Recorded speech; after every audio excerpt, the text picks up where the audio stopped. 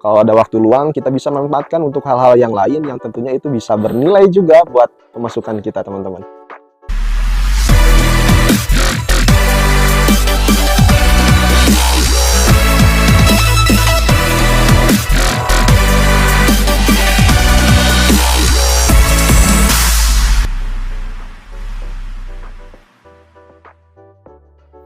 Oke, baik. Assalamualaikum warahmatullahi wabarakatuh. Berjumpa kembali dengan saya Usman Usmawan ya. Saya akan melanjutkan dari video yang kemarin kita buat ya, terkait pembahasan dengan segala sesuatu yang ada kaitannya dengan usaha counter gitu ya. Nah, teman-teman, akan muncul pertanyaan kenapa saya memilih usaha counter ini ya, dari sekian banyak jenis usaha yang mungkin bisa saya coba pelajari dan jalani gitu ya. Satu hal saja, karena saya melihat bahwa market untuk pengguna smartphone di Indonesia itu sangat tinggi, teman-teman ya. Nah, kita punya data bahwa pengguna smartphone di negara kita ini itu lebih banyak daripada mayoritas penduduk yang ada begitu. Artinya satu orang itu bisa memiliki lebih dari satu handphone, teman-teman. Begitulah datanya ya kira-kira. Nah, berangkat dari sana maka kita bisa menyimpulkan bahwa untuk market ataupun pasar dari usaha counter ini memang cukup terbuka luas begitu ya, teman-teman. Tergantung dari kita cara menarik pelanggan tersebut ya agar mau belanja di tempat kita begitu. Nah, itu yang pertama, teman-teman. Yang kedua, saya kira untuk jenis usaha seperti ini itu tidak perlu membutuhkan tenaga yang banyak begitu ya, karena saya tipikal orang yang memang sedikit malas begitu ya kalau usaha harus keringet-keringetan gitu segala macam. Untuk teman-teman yang sama seperti saya gitu ya, ingin usahanya yang nyantai gitu kan, sambil duduk lalu kemudian juga tidak terlalu banyak mengeluarkan tenaga, mungkin usaha ini sangat cocok, teman-teman ya. Teman-teman tinggal duduk saja, bisa sambil nonton gitu, nunggu pembeli. Kalau ada pembeli kita layani seperti itu. Kalau ada waktu luang kita bisa manfaatkan untuk hal-hal yang lain yang tentunya itu bisa bernilai juga buat pemasukan kita, teman-teman. Nah, itu yang kedua ya. Lalu kemudian yang ketiga, teman-teman, kalau orang berpikirnya bahwa usaha counter ini itu membutuhkan modal yang cukup besar gitu ya, pasti mindsetnya seperti itu. Padahal nyatanya kita tidak perlu modal banyak-banyak, teman-teman, untuk memulai usaha sama seperti saya ini. Cukup dengan teman-teman bermodal handphone saja, teman-teman sudah bisa memulai usaha seperti ini. Nah, nanti di video selanjutnya mungkin saya akan bahas ya untuk detail modal yang dibutuhkan untuk awal kita membuka usaha counter ini berapa gitu.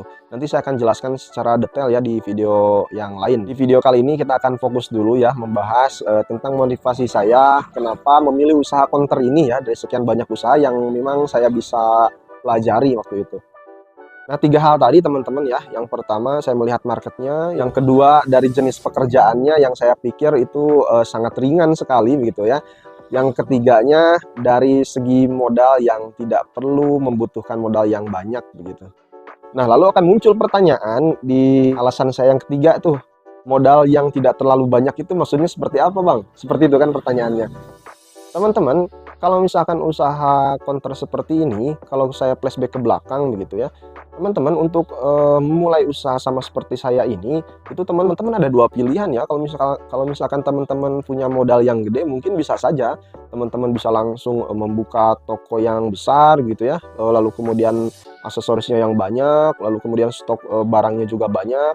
Tapi ada juga teman-teman yang terbatas pada modal finansialnya ya.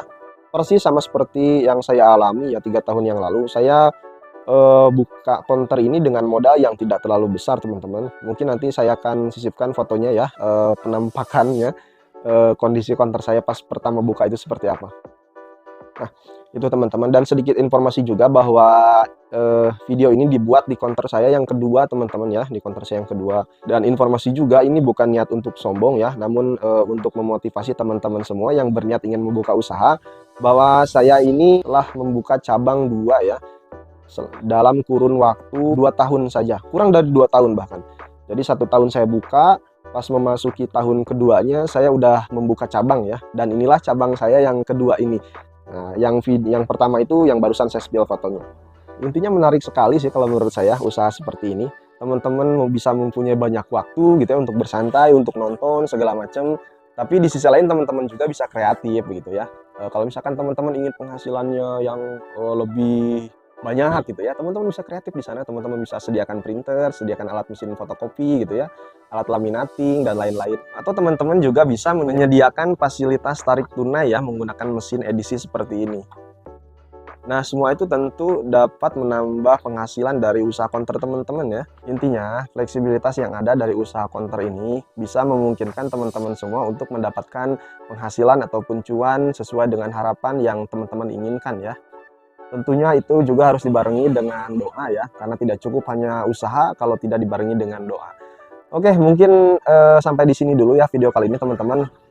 Mudah-mudahan kita semua senantiasa diberikan kesehatan dan rezeki yang berlimpah teman-teman ya. Akhir kata dari saya, salam semangat buat kita semua dan sampai berjumpa kembali di video selanjutnya. Assalamualaikum warahmatullahi wabarakatuh.